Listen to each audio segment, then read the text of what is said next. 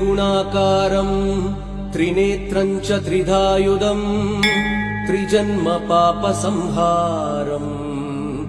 एकबिल्वम् शिवार्पणम् त्रिशाकै बिल्वपत्रैश्च अच्छिदै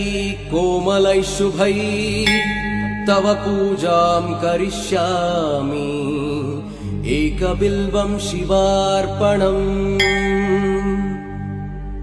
कोटिकन्या महादानम् तिलपर्वतकोटयः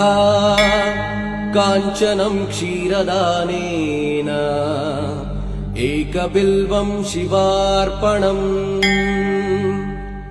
काशीक्षेत्रनिवासम् च कालभैरवदर्शनम् प्रयागे माधवम् दृष्ट्वा